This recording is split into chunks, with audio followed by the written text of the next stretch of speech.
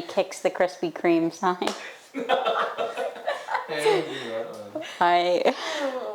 Do we have time to pull it up? Welcome back, guys. Welcome back to the podcast. Welcome back. We're talking about part 2 of the management conversation that we had last time. We had a couple, instances of like certain feedback that we got from that conversation that we thought would be interesting to like revisit and bring up and discuss. And then obviously expound upon what we were talking about last time, because I think there was a lot that we didn't get to. Yeah. I know there was more that you wanted to Sure. touch on and everything. Do we want to go over the feedback we got first? Yeah. Readdress that, and then we can restart our convo? Yes. We had someone comment on the original video, and you can go see the conversation between the person and David was the one under the account responding to him. But basically, he had made a couple points that it was in reference to me talking about how I manage Lumos with muzzle or the bed or putting him away when people come over and stuff like that, my dog. And he left a comment saying that this is one of the weirdest cultural things ever. I've never visited someone's house where their dog was muzzled. I have never and never intend to muzzle my dogs. I've never even had a vet ask me to muzzle my dogs for examination. My dogs roam free around guests. Kids usually beg or squabble for the privilege of being able to play with them first, and the adults are not much better. I don't know of people who put dogs away in the backyard while there are guests for a reason other than them jumping on people, or in the genuinely rare, he bolded that, case that the dog is a bite risk. To be honest, I don't think I would much like it over there. I don't know where this person is from. Sounds like not the United States. And also, the whole conversation of what I was talking about was in reference to a dog who is a bite risk. So you made the exception of these things would be okay if it was a bite risk, and it was an exact example of a dog who is a bite risk. We weren't saying we have everybody do that. I don't know, the whole thing, the whole first paragraph about never muzzling, not having to, I love that for you. Yeah. Good. You know what? Good for you. Round of applause. I love that for you. Yeah. Unfortunately, that is not the reality for some people. Right. Again, when the work that we do here is mainly behavioral mod in a lot of aggression cases, because in the environment, in the area we are, very few people do that, and even fewer people do it well. So we end up getting a lot of aggression and behavior mod cases. So a lot of what we talk about is in direct relation to those topics. Yeah. So it might seem like we overdo it on management, or we recommend things that maybe you don't think is necessary. But again, the majority of our clientele and the people we're helping have very serious dogs with serious issues. So yeah, there's a ton of people that could do exactly what you're talking about, that never need a muzzle, will never need a muzzle. I think to say that you would never do it with any of your dogs, I think is a little bold, because you don't know what you're going to end up with dog-wise in the future. And I think it's very dangerous to completely say that I would never do something like that. But I think that in that case. Yeah, exactly. You don't want to be closed off to an option that may be necessary for safety later on down the line. But yeah, I mean, I get that a lot of our information seems over the top sometimes, but that's because the dogs we're working with are over the top. They're not your average, like, pets dog. And these are dogs that, like, for reference, have had issues specifically with guests coming in the house. Yeah. And we simply can't just be like, oh, well, don't muzzle your dog, and we can just go through training because... Or simply avoid the issue by putting them outside or away in a crate. Obviously an option. If you aren't able to work through it or use it as a training option in that moment. But if you are using guests coming over as a way of training, then muzzling is obviously always going to be your safest option.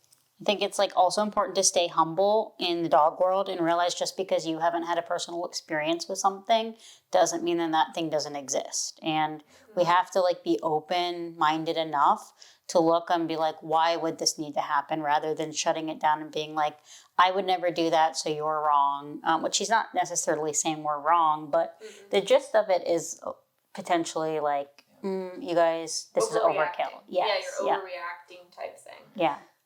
When again, there's a ton of clients that like, if they don't need that management, they don't do it, and that's fine. There's a ton of clients like that. But in the case that if your dog, again, the exceptions you made were exactly what the conversation was about. Yeah. Bite risks. You know, I'm not just gonna let people come in my house and let my dog roam free and not use a muzzle, like you said, and not expect something to go horribly wrong. Yeah. That just wouldn't work. And it's like you have to be mindful that people come first and people's safety comes first. And if I'm being silly by putting a muzzle on a dog, I'd rather be silly than have a guest be put at risk or a child be put at risk. And the point of like children begging to pet the dogs, like we should probably work on that. Yeah, that sounds like there's a lot of like excitement and anticipation over the dogs. And all that kind of stuff. And we could really like delve into the comment and like make general statements, but we don't know this person very well. Like I don't know the gist of his comment. There's a lot of information missing, so it would be hypocritical of us to, delve into everything that he said and be like, oh, this is wrong. This is wrong. Yeah. Like to each their own. And I'm glad that this person has never had to deal with a dog of the caliber of needing to muzzle, and, all power to you, do what's working for you. But what's working for us. So important to say in a situation, kind of going back to tying into what you were saying with like, not knowing everyone and their stories and their history with the training or just with their dogs in general. But yeah, it is just because you haven't had a difficult dog that you haven't need to muzzle with doesn't mean that the people that do need to muzzle their dogs is because they're doing something wrong or they are the problem, right? It is something that sometimes it is just the communication necessarily that once they do the muzzle and they do the training, it can be fixed and then it's good, right?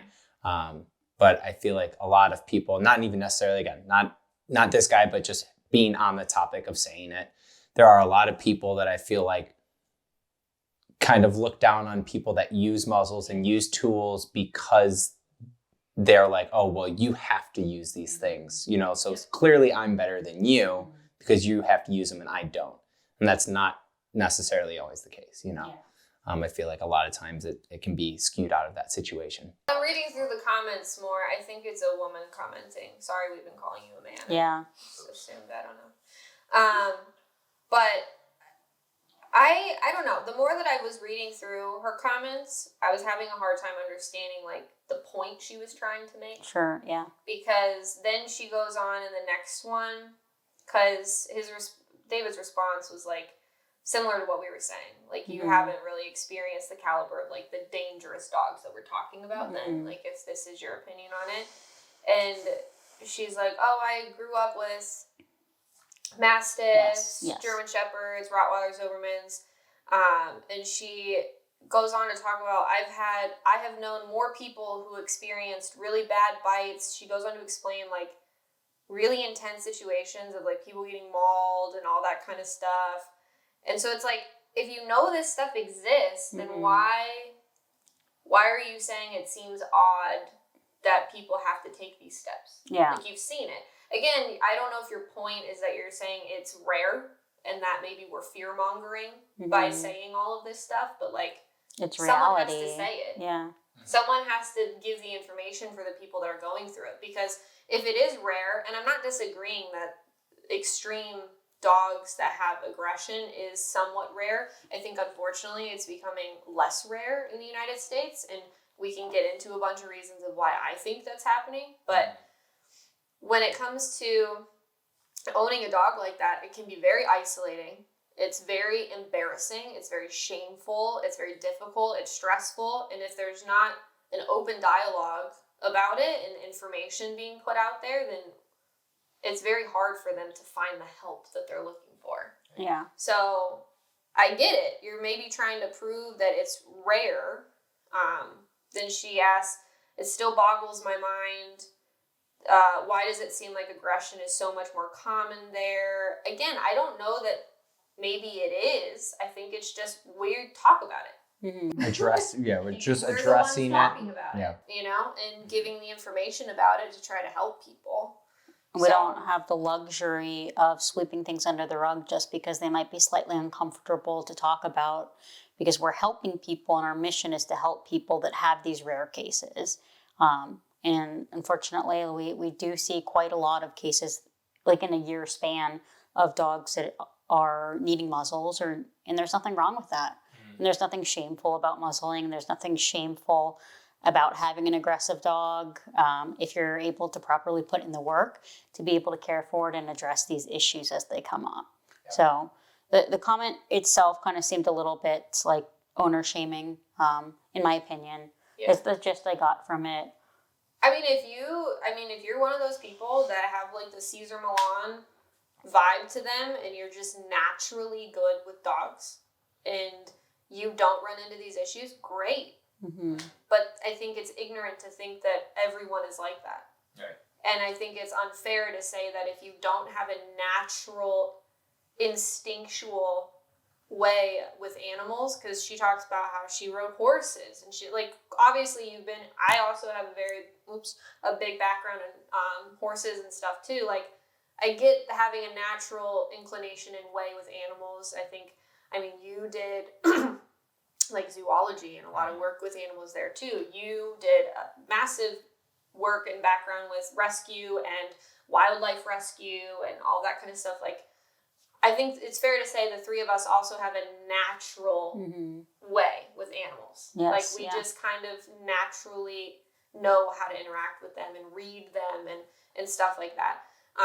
But I think it's overwhelmingly obvious when you work as a dog trainer and you are like that, how big of a disparity there is between people that are naturally good with animals and people that just aren't. Mm-hmm. And I think it's unfair to use that as like a way to almost sneakily insult them, you know, that maybe they shouldn't own a dog if it's going to create these issues with it. You know what I mean? That's the vibe that I got, that I was like, that's kind of what I was saying before with like, it's just like, don't look down on people because like you think that you have this like gift or whatever, right? Like it's like, I'm naturally good with dogs, but that doesn't mean that I'm more deserving of owning them than another person who isn't. You can learn, you can be taught, but I wouldn't want to be taught by somebody who says like, oh, you shouldn't have to do that with your dog. Mm-hmm. Why would you have to do that with your dog? Mm-hmm. You know? That would just not be a very comfortable learning space. Yeah. And that's what we try, again, kind of our purpose of being here and talking about it is that we don't want to make people feel like that we're kind of like putting them down or anything. Mm-hmm. We give them all the options so that they can find what's best for them. Yeah. If muzzling is an option, then muzzling is an option. Yeah. I find that muzzling is very important and helpful in a lot of cases where the dog needs it. And sometimes the owner needs it, you know? Mm-hmm. It's a point, again, of addressing those issues. And when you are addressing it and working through, whether it's reactivity, whether it's the anxiety, you know, aggression, it is something that a lot of times the owner needs that to give them the confidence to actually address the issue. Because if you're just like, if you don't have the muzzle and you're like, well, let's just see what happens. Yeah. A lot of people are going to be like, hell no. You know, I don't feel comfortable. I'm not going to put my family or my friends in the middle of that being a possible, you know, bite risk. So that's where the muzzle, I think, comes in so much hand with the owners as well as the dogs. And you could have this like mindset that people shouldn't own these dogs or certain people shouldn't own these dogs or we shouldn't be adopting out certain dogs, but it's going to happen. Mm-hmm. And like, if a client comes to me and they have a Belgian Malinois who has a bite record, I can't just be like, well, you shouldn't have it. Mm-hmm. Yeah. And then that's my only solution is, well, you shouldn't have got the dog. We all know they shouldn't have got the dog. Yeah. Clearly. But they have it. So what do I need to do? Well, you're to here help now, him? so let's What do we figure it need to out. do to help you Educate manage it? themselves. Like, and who are we to judge somebody that's trying to actively educate and better their lives for their dogs? Just because they may not have had all of the research or information when getting the dog and now they're having these problems, we're not going to have like, I told you so moment and be like, you're on your own. Like, an active role in being a dog trainer is finding solutions to help a person deal with these issues so they can own these dogs. And our only solution isn't like highly medicating or euthanizing the dog. Yes, like euthanasia has its time and place, but that's not going to be my first suggestion for dogs by any means. And it's very difficult to rehome a dog that already has a bite risk or a bite record and things like that. So, like, yes, maybe the first preference would be trying to place that dog in another home that is more fitting for them. And if that's an option and the owner wants to do that, of course, but like that's not always an option. That's not always feasible. And a lot of times the owner doesn't want to do it. And I would much rather work as a team with the owner and try to educate them. Okay, here's how we're going to try to salvage this, make this work for you. And I'm going to try to educate you now so in the future you can know better and you can do better. You know, I think that it's so easy to lose somebody, like even people who get an unethically bred dog. You know, I think that the conversation is so valuable of educating them without shaming them. So some of the issues you're having could be a genetic base because your dog that you got, the parent was aggressive or, you know, whatever it might be. And that's why ethical breeding is such an important piece of saving the dog population and trying to weed out some of the aggression issues that we're starting to have. And I think it's important to be able to create an environment where a client feels comfortable and doesn't feel like you're being condescending when you're trying to educate them on that. And then the next time they acquire a dog, they will have the information to be able to do better next time. If you come at it as like a very owner shaming way of like, you should have known better, you should have done research, blah, blah, blah. That was another conversation that we had on another reel clip that they posted of mine, where I was talking about, like, I think it's exhausting how many people are hateful towards people that own doodles or things like that, because you're never going to reach people and educate them on why doodle breeding can be very unethical if you're hateful about it. Right. No, that's never worked in any context anywhere to get somebody to listen to you. So it's the same with this, where I'm never gonna, and that person was like, oh, but they need to take personal responsibility. It's 2023. You should be able to Google and get all that information. They should have resources. We are the resource. I don't know why you're arguing with me. When someone Googles, is doodle breeding bad, maybe one of our reels pops up where we talk about the nuance of it, of why it can be unethical and blah, blah, blah, blah, blah. So if everyone looks at it with the attitude of like, oh, they should know better, they should do research, then no one's creating the research that the people will use and the information that people will use. It was just a silly conversation to me to have, because I was like, I am literally in the dog community. So it's my job to be the person that tries to give people accurate information, you know, and you have to do that in a very like open way where you're not making people feel bad about it, or they're not going to be willing to dumb or whatever. Yeah. And it definitely matters on, you know, kind of who you're talking to about certain situations, you know, how we can have conversations about training is much different than how sometimes we would have to handle a first lesson in a one-on-one or something, right? You do definitely have to talk about certain things in different ways and at certain times, but yeah, that's, again, like you said, why we're here is to kind of spread that knowledge as much as we can. It's never gonna hurt to be nice about it. It can just be nice about it. Again, I think people are so chronically online these days that it's like the internet is where people argue.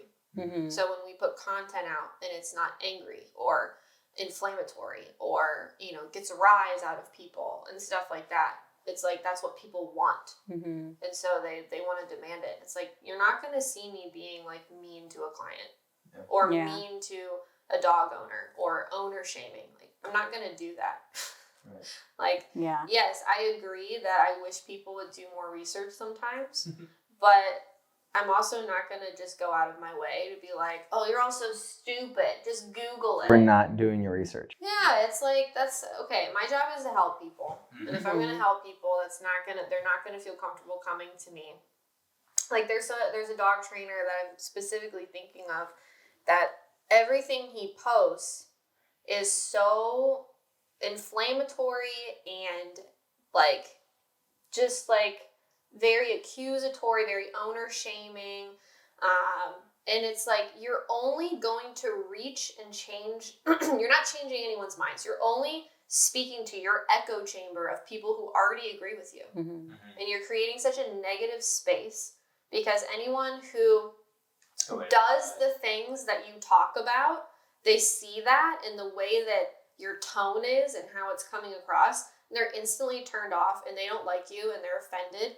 Because you're pointing the finger at them instead of educating why what they're doing is silly, you know, or why you don't recommend it or why it would be a better option.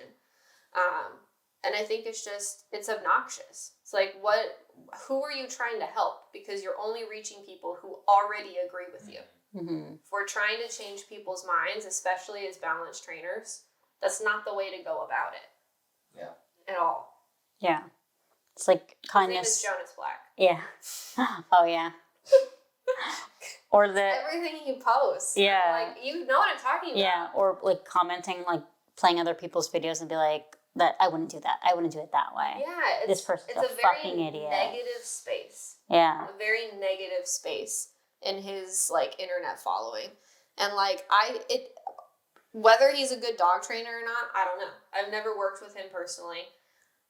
He posts some training videos, but again, most of his content is just his face and him being, you know, derogatory and again, like very accusatory and saying things like, oh, you know, you let your dog run off leash, you're a fucking idiot, you know, just stuff like that where it's like, again, you're just creating an echo chamber where the only people there are people who already like you, who are already negative, who already speak to people disrespectfully, and you're not going to reach anybody else. No one who lets their dog off leash when they shouldn't is going to see that video and be like, you're right, I'm a fucking idiot. Why would I ever do that? Evidence to back up is always important too. Yeah, you know, like the amount of videos that we do upload, whether on YouTube, Instagram, whatever it may be, on all of our social media platforms and stuff. It's something that we try to talk about it in an example here, but we do also give a lot of evidence of how we go about working through it, the befores and afters that we have. So I think that helps a lot of people as well, as to see, kind of not only hearing us out and hearing kind of what we have to say, but the credibility, the evidence that we have to back it up too, which I think is also very important, because there is so much information in dog training. It is a constantly evolving kind of career. And I think it's something that when people are looking, it can definitely be overwhelming. I remember, before I got into training, doing the same thing and doing research, and there's just infinite number of websites that you can kind of go and see in videos and stuff. But, it is something that I'm very lucky to have found Miracle in the sense that, I think that the approach that we take is always kind of level-headed, and, we're not pushovers, but it's something where we're also not going to necessarily put you down either or whatever, shame you, kind of like you were saying. So it's something that, I think that our information, obviously biased, but I think our information is really good and very helpful, and, clearly can help a lot of people just from the clients that I've helped and clients that you guys have helped over the years and stuff. So, it is important to do your research, but It's very confusing. Yeah. Like, I remember, like, struggling with Nelson's reactivity, and yes, he's a Chihuahua, and I could pick him up, and the reactivity would be solved. But like, this was years and years ago when I first got him. Like, I looked up a YouTube video. It was a Zach George YouTube video, and I was like, this guy. Like, at the time, I was like, this guy knows what he's talking about. And I tried his methods, and Nelson was still reacting, little terror of the neighborhood, and it didn't work. And then I started here, and one of my coworkers was like, have you tried a pet corrector or an e-collar? And we tried the pet corrector for a while, and then eventually that method stopped working.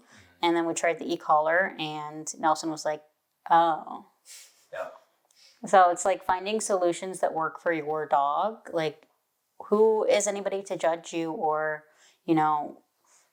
like, make you feel bad for trying to better your dog? Whether you find that you can do that with positive reinforcement alone, great. But some people can't. And, like, I also wanted to bring up Robert. Yeah.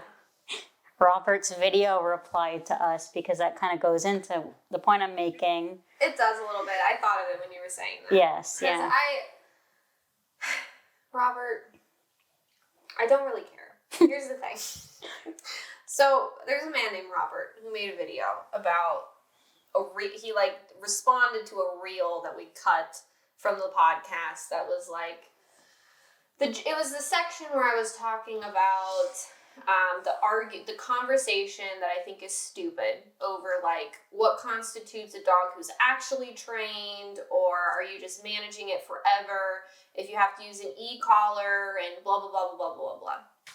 And I ultimately said I think it's a stupid conversation because if the dog does the things, is safe, everybody else is safe, and the quality of life is as good as it can be for everyone involved, then what does it matter? It doesn't matter. It's semantics. It's stupid. It's out of touch with reality of the actual consumers of dog training. They don't care about this argument up in the ether amongst dog trainers of like, are you really training the dog, or what's happening? And it was ironic that his response to my video about that was him being the guy arguing about this thing, where he was again arguing about how, if you have to still put an e-collar on your dog, then no, it's not trained. Again, Robert, I already said in the video, that's a stupid conversation. I don't care. And I guess it's worthwhile talking about, but as soon as I was like looking more into him and reading the comments, there's nothing. He's a hater. He's a TMZ little, like... But he also doesn't think prey drive is real. Yeah. Okay, he doesn't think prey drive is real. Okay. It's just very... That's all you need to know. He's like Scottish or Irish. I don't know where, but he's... Yeah. Just... Yeah. kind of crazy opinions. It was just like... The whole basis for the conversation was gone the moment I saw that he doesn't think prey drive is real. He thinks that dog trainers invented that term to make more money, to make people scared of what their dogs could do and what could happen, so they could monopolize the dog community. He said that there's going to be a uproar of war against dog trainers from dog owners because they're going to be sick and tired of our shit that we're telling them and making them pay for, and it's going to get crazy. He also said he doesn't believe in the 4 quadrants of learning. I mean, I don't know where to begin, Robert, because like we're starting on 2 completely different playing fields. David offered to have you on the podcast to talk to him. Yeah, we're looking forward to that, Robert. I hope you follow through with that. But he said that he doesn't know if we want him on there because he'll destroy our quadrants. He'll destroy them. We don't know what's coming. That's what conversations are for. And the comments on that video are wild too. Like, I didn't spend a lot of time on it because like I don't really care either. Yeah. Like, you didn't offend me at all, but I just kind of wanted to see like what people were saying, and there was just the most ridiculous things. Like Yeah. some people were in our defense and they're like, Yeah. what do you have to prove? Like, where are your videos training dogs? Because it's all videos of him finding commentary. other trainers, like a TMZ dog trainer, whatever. Yeah. Yeah. And then there was one comment that was like, yeah, I just used the e-collar for a short amount of time. And then after my dog was trained, I took it off. And that's an important thing to talk about because people think that it's just a trial period. We use the e-collar for a month and then bam, Yeah. dog's trained. Well, but again, it's like, I don't know. I can't even form words because I don't know how to have a conversation, a worthwhile, productive conversation about something where the basis of his ideas are so far from reality. Like, he literally said he doesn't believe in prey drive because that was a big point people brought up was, okay, if you trained the dog with an e-collar, because again, reels are hard because they lose context, okay? But the overall surrounding conversation with what I was saying was that I don't leave the e-collar on my dogs forever and hit the button all the time forever. I put it on them. Once the dog is trained, the e-collar goes on as a precaution in certain scenarios. So people coming over, I take them out in public where they are off leash, okay? Do I ever have to use it with my dogs? Not really. But I put it on in those situations because if I ever needed it because they decided to be a dog in that moment, I would hate to not have it because to me that's safety. Right. He also argued that an e-collar is not safety, it's control. Exactly. Control is safety. I control my dogs because they are animals. I am not on a level playing field with my dogs. I don't negotiate with my dogs. I don't treat them like humans. They are animals. So I have to control them. They will comply with what I need them to do. And they're very well trained. Your dogs like know the boundaries, but like, do you really want to take the risk of them being completely off leash without an e-collar, and then some weird incidents happens? Because prey drive is real. Yeah, it's a real thing. And then they're gone. Like his recommendation was to let your dog chase a remote control car around for a little bit, and then take your nice and calm dog to the dog park. That was a real thing. You can read it on his comments. Is he a trainer? I don't know. I don't know. Who knows? Robert, are you a trainer?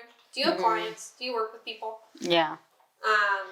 Again, I only got this video because one of our followers sent it to me and was like, "Did you see this?" And I was like, "LOL." No.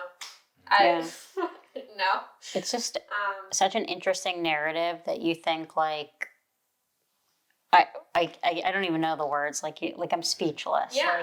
Well, because again, it's just another person with an opinion that they think is important, saying it into the internet and hoping people think it's important when it's not. And there are some people that like look at that and they're like, "Oh my God, he's so right." I'm like, you're spreading like really bad misinformation. You could look at his video in reference to mine and probably be easily duped into being like, this guy knows what he's talking about. And then look in the comments and realize he doesn't think prey drive is real. So you just have to be so like careful on who you put on your pedestal on the internet of worthwhile information and thoroughly vet these people. Like, can they actually train dogs? Are they actually getting results? Can you Does what they say have weight? Exactly. Can you see, like, you can go to our Google page and see our 5-star reviews from people that have worked with us directly. You can go, we're not just an internet training company. Like, we are in the trenches, on the ground, doing the training work. And we have a ton of content to support that. So you can have some credibility with what we're saying. And maybe you don't like our methods, you don't agree with us, and that's fine. But you can't argue that you've seen us implement them and you've seen it work for people. Right. So Yeah. Thanks, Robert, for your input. I'll go back to helping people with dogs that have prey drive. There was like another comment recently, and again, it was like a reel that you posted, and it was just like, you have almost 10 years of experience doing this, and it was like some probably dude, and he was like, good, but very novice and green. This trainer is clearly novice and green. And you can make that in one video. Like, you can make that determination in one reel. You're like, that's a novice. I think it's important Look too at her to kind of overalls. make the point that we're not here to become like social media influencers. No. I never thought that this would be a part of the job. We're here primarily to train dogs. Mhm. That's what we're here for. And this is to expand the people that don't live in our area. The rainbow sprinkles on top. Right? We are here to try to reach out to everyone that needs help. This is not, we're not here for like clout or whatever they say. Yeah. It's called. But, We're millennials. We don't know. I don't know what it said. Yeah. But anyways, to become famous. So it's... And I don't want to be think famous. That's why most of our information, we get a little controversial at times, whatever. But I think that's why most of our information is not inflammatory or like defensive or like really intense, because we're not defensive. Mm-hmm. I don't live in a state of like, I'm under attack by everybody and I gotta prove to them that what I do works and what I do is, I know it works. Mm-hmm. You can see it work. Mm-hmm. So like we give you the information, and if you want to take the information that clearly works and use it, cool. But if you want to make videos critiquing it and saying it doesn't, okay. I don't care. It can be hard for like newer trainers or people that are starting out to see all that negativity surrounding like what we do. And for the trainers watching this, if there are any, you just have to let it roll off your back, because at the end of the day, those people have never worked with you and they don't know you and they don't know your character, what you're providing. And the other day, like when one of my clients came in and she was talking to me and Michelle, and she's like, I see what the hate you're getting on the internet. And she's like, I think it's absolutely terrible and those people are really stupid. And she's like, you've helped me immensely and all your content has helped me immensely. And that's more so what I care about, is helping my paying clients rather than trying to persuade a stranger on the internet that what I'm doing is right. Like, it was hard at first to start to see that when we first got into the internet, but at this point, like, you just have to let it go. To piggyback off of that, and I think what's allows me to not care is, again, you see the results, but then like just staying out of the internet drama. We create the content, we put it out there, then it kind of takes a life of its own. People have their way with it, whatever. But like, my priority is my clients, the people that I see on a daily basis in person that I work with. And we've done the like, where are they now segments where I read you all of the updates of people that have directly worked with us and how happy they are. I have 3 emails in my inbox right now of people giving me updates on how great they're doing. I mean, this is from Isabel. He said, Isabel has been so great since we graduated. For the first time ever, I was able to walk around a pet store with her without any concern for her behavior or how I would respond if other dogs approached while we were in the store. Our regular walks and our general cohesiveness and companionship have all been absolutely incredible. Thank you again for everything you've done to this point. Mm-hmm. That's all I need. Right. I don't care. You can make as many videos as you want trying to critique what I'm doing. And I'm not saying that I'm above learning. That's not what I'm talking about. I'm talking about the people that make things with the intention, the clear malicious intention of bad-mouthing or making you feel bad or trying to pick apart, say that you don't know what you're talking about and all this other stuff. Like, my clients would say differently. Mm-hmm. And that's what's important to me. Yeah. But anyways, enough of that.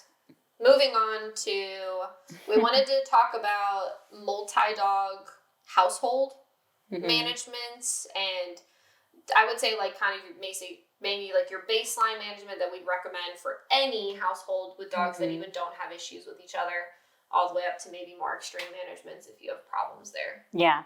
And like, again, like we do work with multi-dog households that the dogs have gotten into fights or have very, very severely injured one another or their owners in these fights.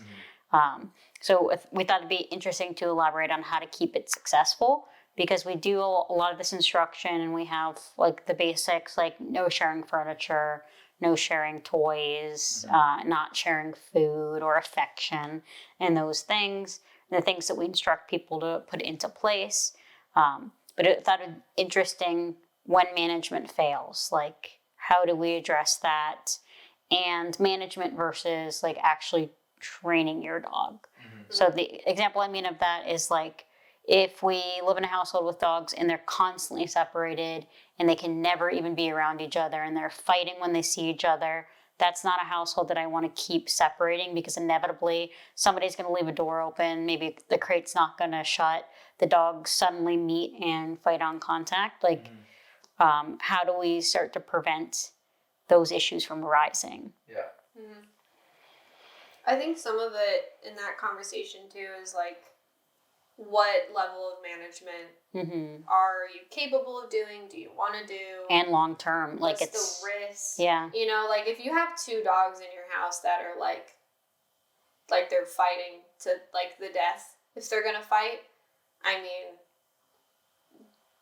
is the risk of that happening worth the management that you would have to do? You know what I mean? Like, I don't think that the most extreme form of management that you could do with a dog would be euthanasia. And I don't think that in some cases that's off the table when it comes to things like that. Fighting dogs, like internal fighting dogs, you talk to any dog trainer, that is the hardest issue. It is a very difficult issue. I would say the most difficult issue to work on, because there's so many facets to it. Like, the relationship you have with each of the dogs individually, I'd say, is the biggest piece to the puzzle.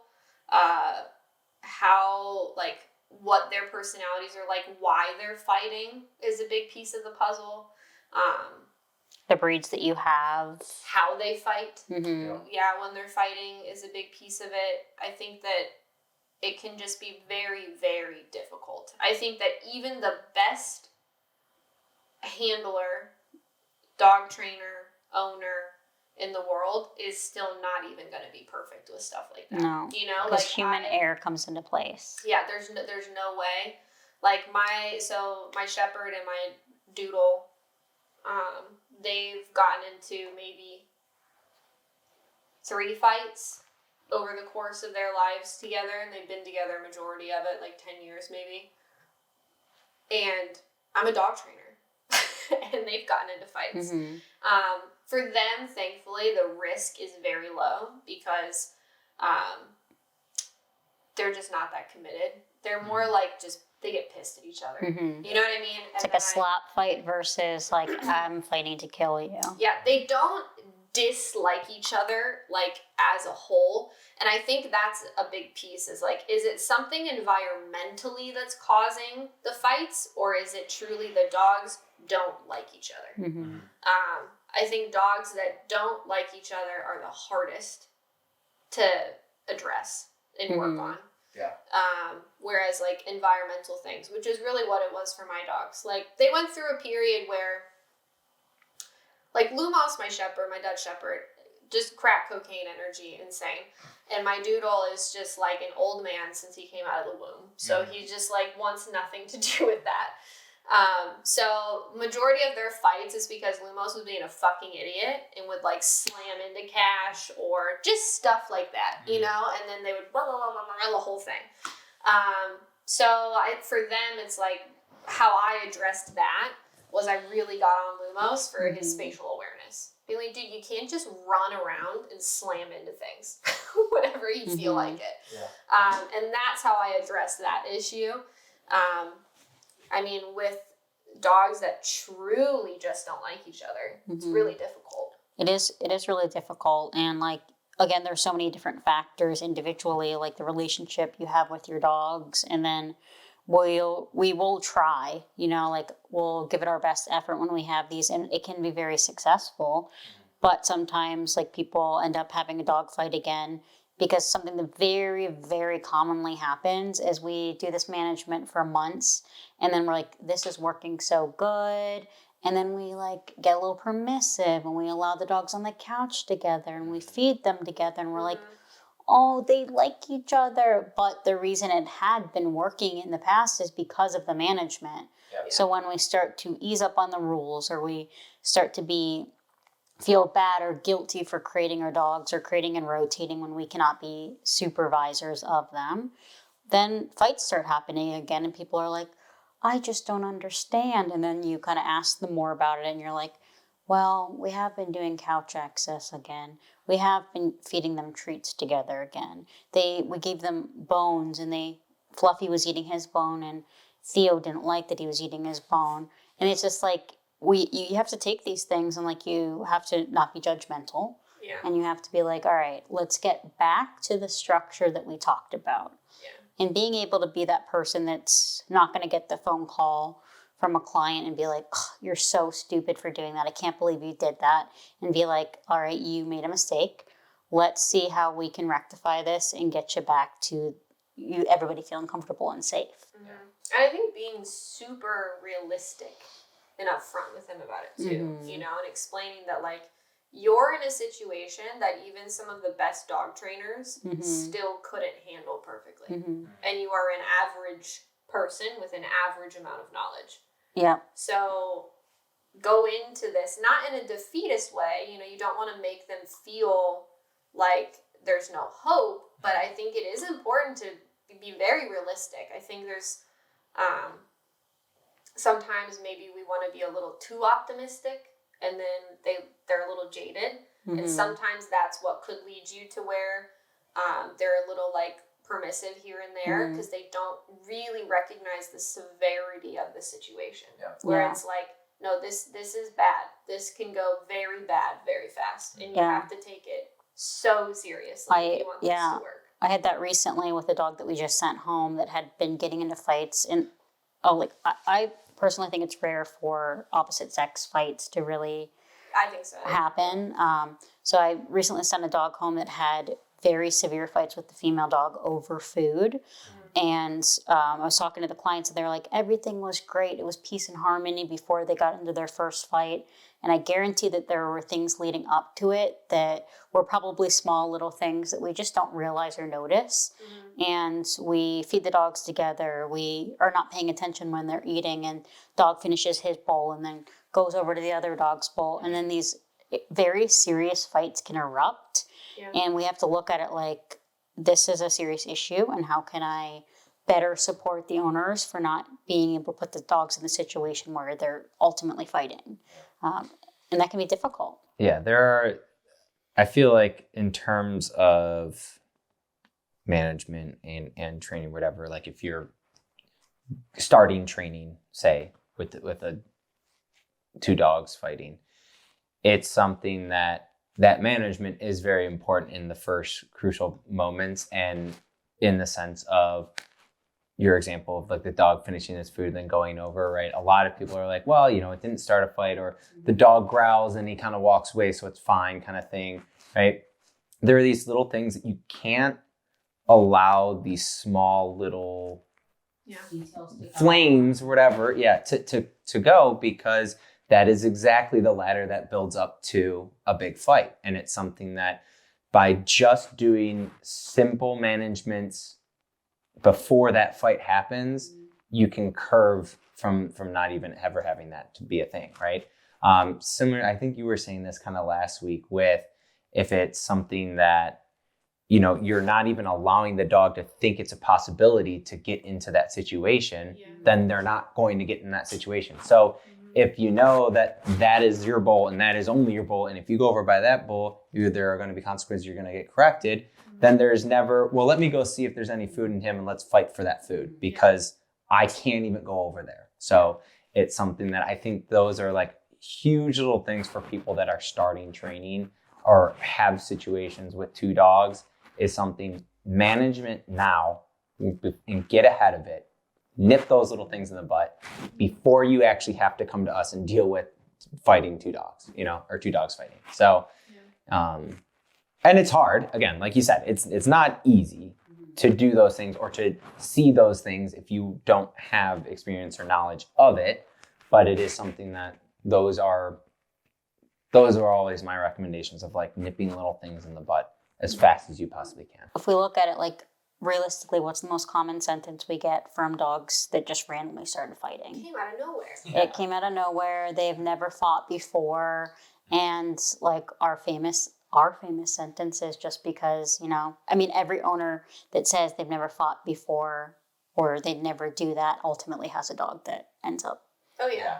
you know. Oh yeah. I mean, every dog who has never done that before. Yes. I mean, that's how they all start out. Mm-hmm. They all start out that way. And I think for me, like in multi-dog households, the way I try to look at should I intervene or should I let them figure it out? Because I think there's a boundary. There's a worthwhile discussion on like what should you let dogs handle amongst themselves, and what should you intervene in and step in on. And I think the way that I've tried to theorize it is if it's like social interactions that pertain to them still being on like the same social rung of the ladder, basically. Like, is my dog is allowed to growl or snap at another one of my dogs if it's like, I'm trying to play with you and I don't want to play with you right now, go away. Yeah.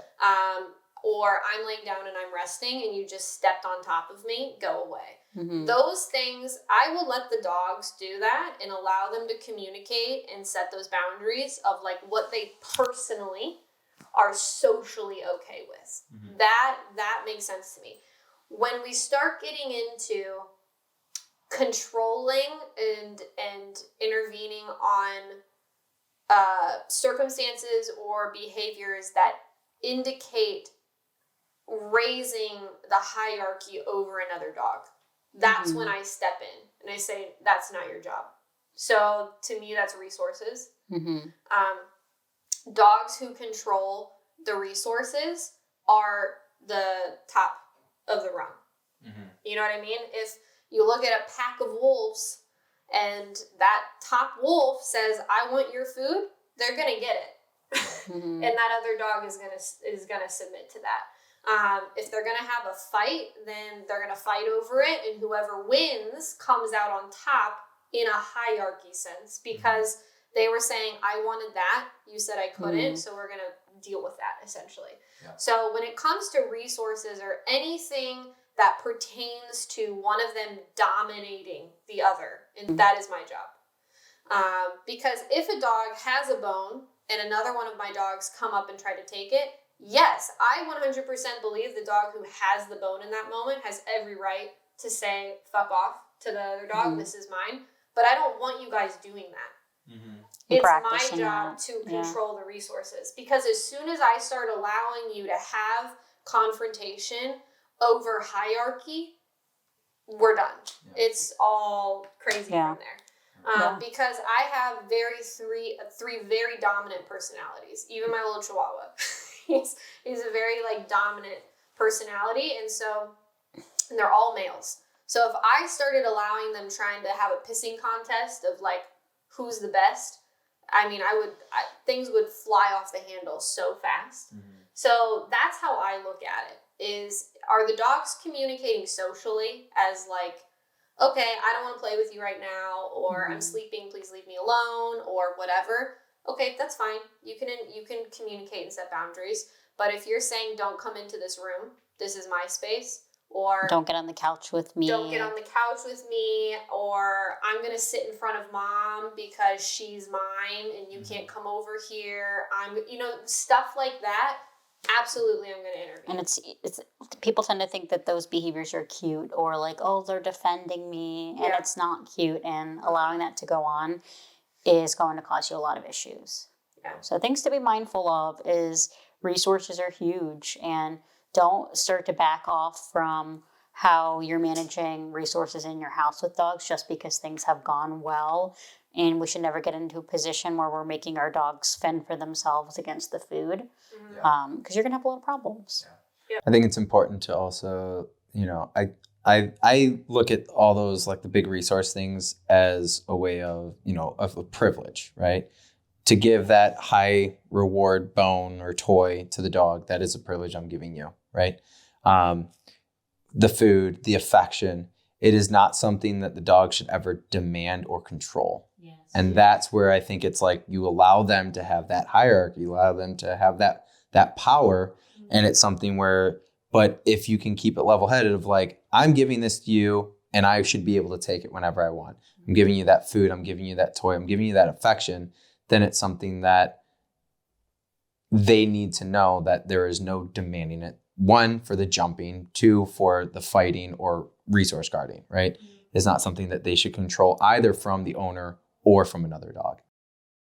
I think if I could give you one skill that I think is a requirement if you're going to have multiple dogs in the house, it's, will your dog yield space when you tell them to? Mm-hmm. Do you have the ultimate control in the house? And control is a trigger word, but do you have control over your dog? Like if I tell my dog to go and get out of a situation, away from me, out of a room, will your dog yield to your space? Or are they going to be like, fuck you, I want it even more now, and now I'm going to come after you? Yeah, I mean, if my dog has something and I step towards them and I say, okay, go, they will spit it out and they will walk away. Like my 2 dogs that, have gotten into it a couple times, I'd say like every once a month or once every couple months or whatever, and I may have mentioned this before, they have this like weird thing they do where they'll just kind of like look at each other and mean mug each other from the other side of the room and all this kind of stuff and get real stiff and tough guy. Mm-hmm. And like in those moments, I manage that situation by being like, Lumos, go, get out of here. And then he leaves the room and he goes somewhere else. Mm-hmm. Can you do that with your dogs? Because if they're not going to yield to your space, then I'd say that's probably one of the biggest things you need to work on. Mm-hmm. They think they're bigger than you. Yeah, if they're not going to listen to you when you say, you get out of here, I'm handling this. To me, that's a big problem. Yep. So that's the one thing I would recommend that needs to be a priority if you're going to have multiple dogs. Mm-hmm. Which is ironic because a lot of times I think people who, again, are naturally good with dogs, they can do that with their dogs and they probably don't even know they're doing it. Mm-hmm. You know what I mean? Because it's very much like a mom thing of like, get out of the kitchen, I'm cooking. You know what I mean? Like stuff like that with kids. But I think some people do it to their dogs and they don't realize. But if you aren't or you're not able to, I think it's worth working on for sure. Yeah. And it's being able to do it every time, not just the random things, Yep. or lower resource things. But yeah, that was a good one. Yeah. Thanks for joining us. Yep. Ask questions. Let us know. Yeah, if you guys have more feedback on this lesson or session or discussion or whatever this is that we're doing, you can write down. Yeah, we'd love to hear it. Have a good day. Bye, everyone.